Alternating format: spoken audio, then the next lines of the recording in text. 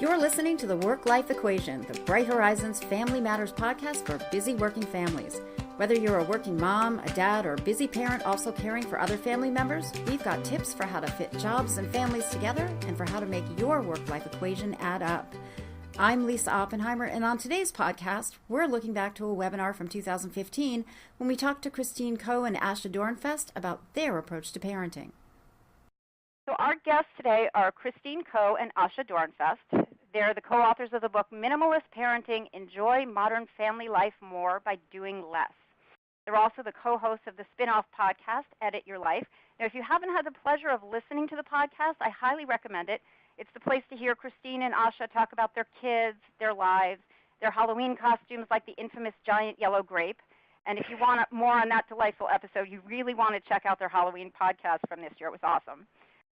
Christine is the founder and editor of Boston Mamas, a lifestyle blog and portal for Boston area parents. And Asha is the founder and editor of the popular blog Parent Hacks. We are so happy to have them here. Christine and Asha, welcome. Can you tell us something about you? Thanks so much for having us, Lisa, and hello, everyone. We're just super, super thrilled to be here. So just very quickly, my backstory is that I'm a Boston lifer. I was born at what used to be called the Boston Lying-In Hospital, and I am the sixth of 7 kids, was raised here, and I spent a decade in academia. My last stop was as a postdoc in music and brain neuroscience with a joint appointment at MIT, MGH, and Harvard Medical. But then in 2006, I decided to hang up my academic spurs to start a freelance career, starting with Boston Mamas, which I founded 9 years ago. And I now make my living as a writer, speaker, lifestyle talent, and consultant. And one of my biggest professional joys, truly, has been working with Asha on our book and podcast. She is just delightful. And finally, I just live right outside the city with my husband, Jonathan, a very talented therapist, and my sweet and feisty daughters, Laurel and Violet. I also like brownies, and I reference unicorns a lot, and that is all completely normal as far as I can tell. So true. And this is Asha. I want you to know I've had these brownies. They really, truly are the best brownies ever. So this is one important thing about Christine Coe. I know. So I live in Portland, Oregon, all the way across the country, and with my husband and my 2 children. My son, Sam, is 16 and a sophomore in high school. Kind of can't believe I'm telling you that. I can't believe I have a high schooler. And my daughter, Mira, is in 7th grade. And I've been a writer for many, many years, actually over 20 years, but I only began writing about family life and parenting when Sam was in preschool. And so I feel like I now can look back on that 10-plus year trajectory and feel like, you know, my understanding, my perspective, and, you know, has really deepened about parenting. And in many ways, it's relaxed, both about parenting and just life in general. Well, thank you both, and again, welcome. The co-hosts of the Edit Your Life podcast and moms themselves introduced us to the concept of editing your life and how it can help today's busy parents. Here's what they had to say about why you should edit your life. Bright Horizons is committed to our working parents in every way, and not just the great jobs you do, but also how great you feel about doing them, which we know can sometimes be hard. So with that in mind, I'd like to share with you something from an article I read in the New York Times recently. The story got a lot of eyes a couple of weeks ago. You might have read it yourself. It was called Stressed, Tired, Rushed, A Portrait of the Modern Family, and that probably sounds very familiar. And one commenter had this to say, every parent I know feels guilty. If it's not guilt over spending enough time with your baby, it's guilt over your family's diet or your dirty house or the amount of time you're not spending with your friends or a missed deadline. And the only way anyone can have it all is to redefine all to include only those things that really matter to you. Now, this person seems to be hinting at the general idea behind minimalist parenting. So I'm going to throw it to you, Christine. What is minimalist parenting, and why edit your life?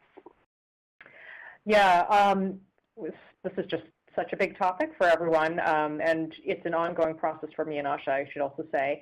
So minimalist parenting and lifestyle editing in general is about reducing clutter of all kinds, be it physical, your clutter in your schedule, emotional clutter, and the point really is to make room for what's most important to you and your family. And as Lisa had kind of referenced at the front end of the chat, it's really about letting go of those shoulds, I'm also using air quotes, and connecting to you and your family's unique values and priorities. Right. I mean, I think it's important to say out loud that we're not talking about deprivation. We're not talking about, living in an empty house with a single chair and one little tiny vase with a single flower in it. We're also not talking about, sort of total slacking and putting minimal effort into life. So this is really not the point. I think the point really is to just first have to be mindful about the choices that you make and confident, knowing that it is your life and you do get to choose, and that sometimes we just need to hear permission for that, permission to step away from the comparisons and from that sort of urge toward overparenting, which so many of us feel. Later, we asked Asha and Christine about specific ways busy moms and dads can edit their own lives. Editing your baggage. Well, I mean, we don't come to parenting as blank slates. We come to parenting as people who've been parented ourselves. We come to it with all sorts of little, we all have Achilles heels. And so I think that, it's important to try to remember to look at those children that we're parenting and take some cues from them when we are making choices. That said, we have to be gentle with ourselves and realize there's only so much that we can do. But, always trying to bring that focus back to who are these people that I'm raising and what is it they need? What is it we need as a family? Yeah. Christine, do you have anything to add? Yeah, I mean, I think a big part of, editing also, and Asha and I are huge fans of this, is, shifting responsibility to your kids and engaging them in that family system. And I'm talking chores here. Let's get direct. that is the first line of entry. But, not only does it balance the family workload, but it gives your kids essential skills, life skills, that they need to have moving forward. I mean, nobody wants to be, the 45-year-old who is living on his own, for the first time and doesn't know how to run laundry. I actually know somebody like this very, very close to me, and that's it's not me, but it's not a good place to be. So, give your kids the responsibility, and it's a good thing. It's such a good thing for them and for you too. Oh, yes. I cannot stress this enough. In fact, now that my oldest is in high school, I frame these things as move-out skills. And I remind him that it is so much better for him to learn this stuff at home than have to ask his college roommate how to operate a washing machine. He does not want to embarrass himself like that. The other thing is that, editing your life, it's, again, about becoming more mindful and clearing that emotional and physical clutter, whatever that is in your life. And so, it's going to evolve over time. Your kids are going to grow. They're going to change. You're going to grow and change. And so you get to adjust course as your family system shifts. And it's just about sort of staying mindful about what's working, what isn't, having permission to get rid of the stuff that's not working so there's more room for the stuff that really is, including you, by the way. You have to really make that room for yourself. On that note, we have someone who said something that I love. Actually, she said, she read this. She said, I love this. Someone sent it to me last week. Sometimes you must give yourself permission to rest. You are not responsible for fixing everything that is broken, and you do not have to try and make everyone happy either. Powerful stuff. Yep. Couldn't said it better. Yeah, no, that's a really important thing for all of us to learn, because I think a lot of us feel like we do have to fix everything. For sure. Christine, can you talk a little bit? You mentioned a few responsibilities that you can give kids, but I would love to hear you talk a little bit more about what kind of responsibilities specifically a child can take on. Yeah, so I feel if some of you have been reading my blog, you'll know this is a topic I'm very passionate about, so I may sound like a bit of a broken record, but I have to say that helping with mealtime is such a huge and relevant and important and awesome place where your kids can take responsibility. And the great thing is that it's one that can start at toddlerhood. As soon as kids are able to understand directives, they can help. So, little ones can help set the table or make a salad. Older ones can help cook. Remember, if your kids can understand and follow instructions at school, they can do it at home. So, you're giving your kids life skills. I know they might try to fake it and pretend they don't hear you, but, we've been there. You'll be giving them life skills, and they actually feel good being part of it. My littlest one, Violet, she's 4, and she is loving to practice her letters. So the job that she likes to do at mealtime is she makes name tags for all of our dinner guests, whoever's there, and it's just so cute. It's great, and it gives her a little feeling of empowerment too. And I would just add, there are any number of household chores your kids can do, even whether, whatever they are. It just really gives them a feeling of competence, and it really lightens your load. Yeah, I think that's absolutely true. Christine, you mentioned there was one other thing you wanted to talk about, evolve over time. Can you elaborate on that some? Oh, yeah, I think Asha touched on this just a minute ago, but I think the idea is that this is going to be an ongoing journey. I mean, as I referenced right at the beginning of the webinar, Asha and I are experimenting with this and dealing with new things every day. Just by virtue of the fact that our kids are continuing to grow and evolve, we're continuing to grow and evolve as people, our spouses are. So, I would just say to you, I think Asha said something like, be kind to yourself, earlier on in this webinar, and that is a truth. I mean, that is something to do every day, as you experiment with this, is be kind to yourself and remember that it's a journey, and that there are plenty of do-overs. Do-overs. That is such a good thing to remember. It really is, because everything feels so finite when you're parenting. Yeah, and you've got 18 years. You've got plenty of time. Finally, we challenged Asha and Christine to a rapid-fire round of 20 questions to edit your life. Before we finish up, I wanted to ask if the two of you would play a little lightning round with us. Oh, game. All right. Bring it. All right. There are a lot of questions out here. I just want you to be prepared, okay? So we asked the audience to submit questions for Christine and Asha, and we got a lot. So I want you guys to get ready for this. We're going to fire away. Are you all set? We're ready. Quick. Okay.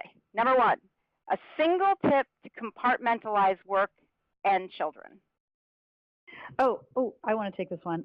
My single best tip is using a timer and blocking off sections of time so that you can really focus on whatever it is you're doing, whether it's a work thing or a home thing. And you can use an old school wind-up timer, or you can use the timer on your phone.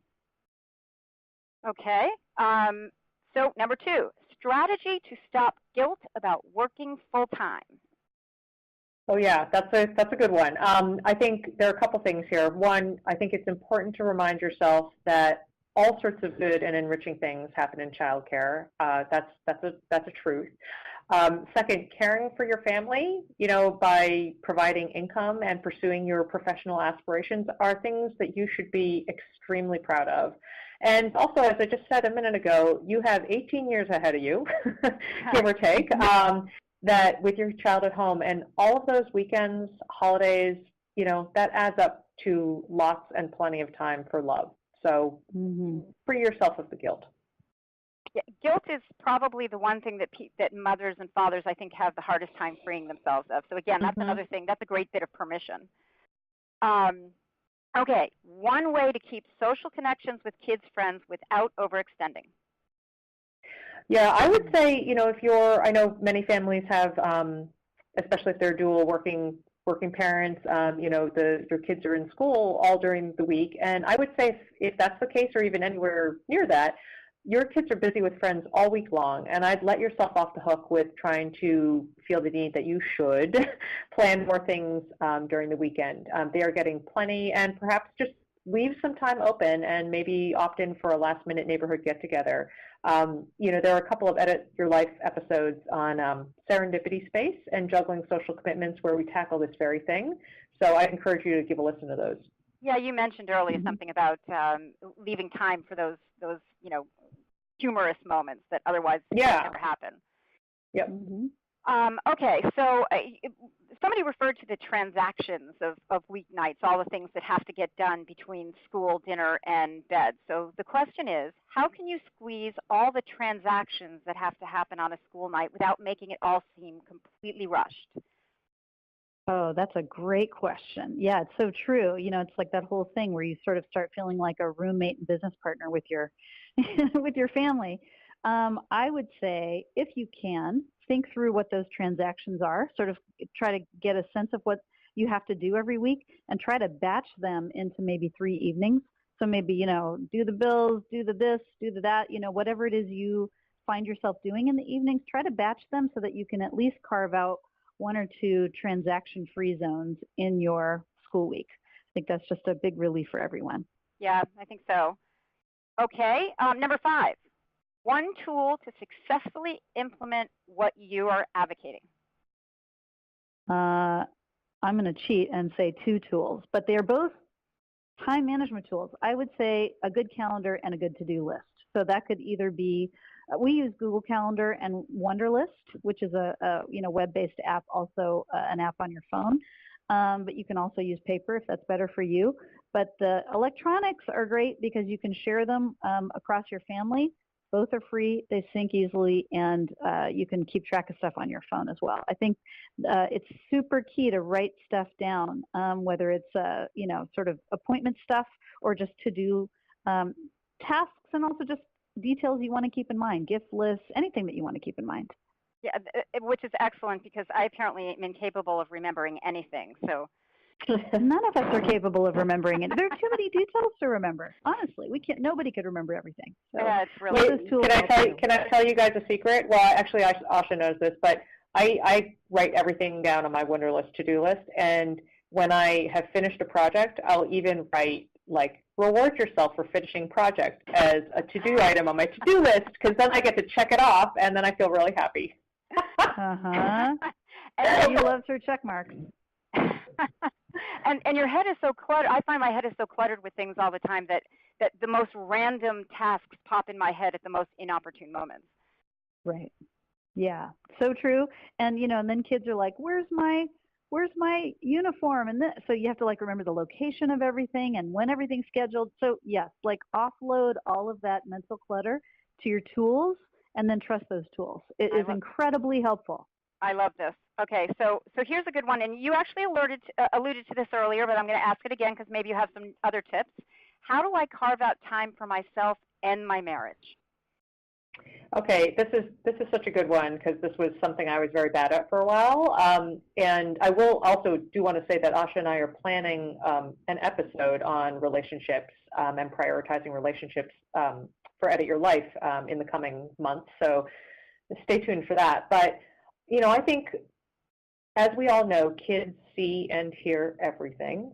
And think about how lovely it would be for your kids to see his or her parents carving out time for one another, and also, the residual benefits of that. So more practically, I would say that during busy weekdays, commit to unplugging, leave your phones upstairs, be present and together as a family, and then in the time that the kids are after bed, as I had mentioned before with, the patrol or the lack of patrol coming around, let go of the housework and instead prioritize time with your partner if you have one, or if you are like me, and I will say that clutter does kind of get to me, set a timer for a quick 20-minute tidying triage, and even do it together, and then go into hangout mode. But really explicitly find a time of the evening where you switch off of household duty and really, take the time to reconnect.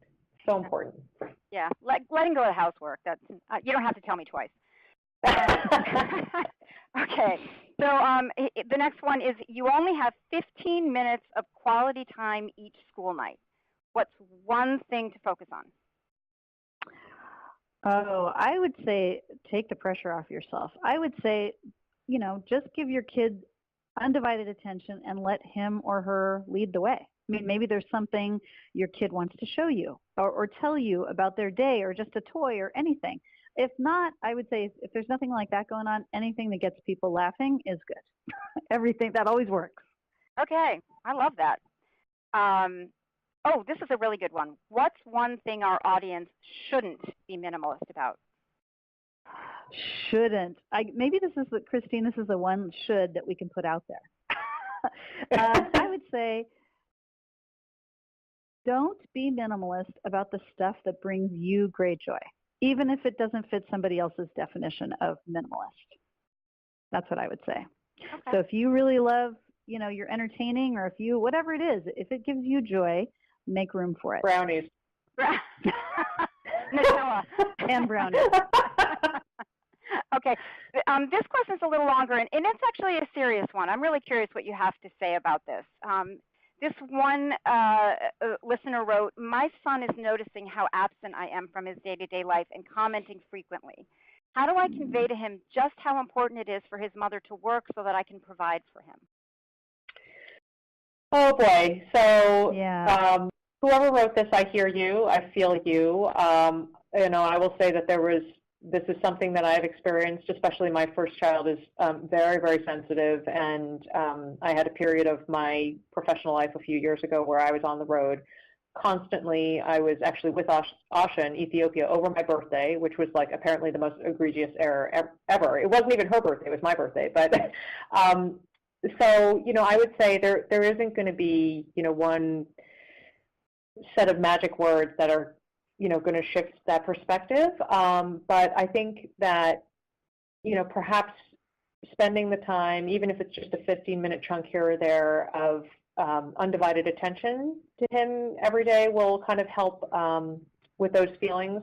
And I also feel like it's important to remember that there are so many things going on for kids that you may not necessarily know about. For example, maybe he's having an issue with a friend at school, but it comes out towards you because you're the safe space. I know that my kids oftentimes hold everything together at school, and then they melt down as soon as they see me, because they're back in the safety zone and they can do that.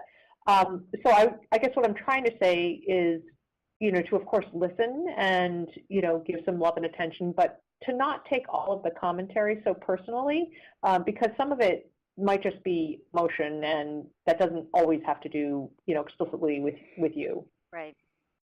Okay, we're going to go back to another couple of quick ones here. A quick tip for managing meal planning without losing family time. I know you're both all about this.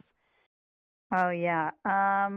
First of all, give yourself a break. You don't have to be making cassoulet and all sorts of fancy stuff every night.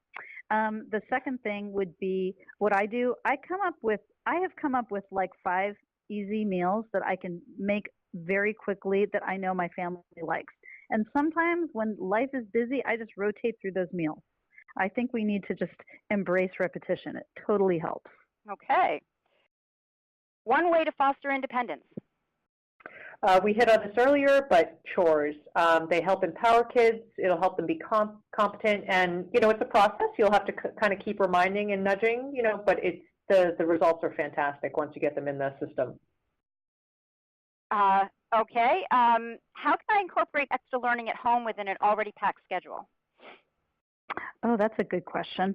I'm going to actually sort of gently push back on that one and encourage you to perhaps reframe unstructured time, that free time, as a really crucial part of the learning process. I think that kids get plenty of structured learning at school, and the kinds of learning that they do when they're not sort of following an agenda is possibly even, it's just as powerful. Very important. Yeah, no, I totally agree. I know some parents sometimes are still looking for learning activities. I just want to let our parents know that Bright Horizons website has a ton of them, so be sure to give that a look if you're looking for some. One way to turn off mommy guilt. I know we talked about this a little. Yeah, I think reminding yourself that by making time for yourself, you're not only supporting your own physical and mental health, but you're going to be an even stronger parent through that. And I will also say with the utmost compassion that guilt is a funny thing. At the heart of it, it essentially means that you in some way, feel that no one else can do what you do, which is not the case, and that's a really good thing, because all parents, for example, should know how to make school lunch. So, consider offloading some of those tasks or sharing them.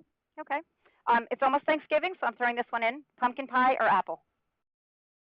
Oh, pumpkin. Dang. Where is it coming from? Actually, both. Or brownies. Both would be my answer. Brownie pie. That works. I just want you to know there are a lot of people talking about crock pots on our chat, so you definitely share them on food. I have a post called "Crock Pots Are Sexy." I'll share it with your followers. Perfect. Okay. We're getting down to the wire here. How can we organize our days in advance? I would say take 15 minutes during the weekend to do a week look ahead. Plug in, make sure you're synced up with the different events and things and downtime that you need, and also use this as an opportunity to take items out of your calendar. Edit. Okay, I love that. Okay. How do you manage homework in the small window between school and dinner? We've talked a little about this, but. Oh boy, this is a toughie because it's really different for every family and every kid, depending on when you get home, depending on the kind of support your kid needs. So there's no specific answer except to say that I would encourage you to give your child the message that his homework really is his responsibility, and his teachers will, have some ideas for you on that. And I think actually his teacher in the long run will really appreciate that, because, that autonomy at school and that responsibility for his own work is going to just pay dividends as the years go by. Okay. This is a biggie. People always want to be involved in their children's school. How do they manage that while working full time? Yeah, I think you have to just expand your idea of what supporting the school means. There are lots of ways to do it besides, doing every activity that's requested.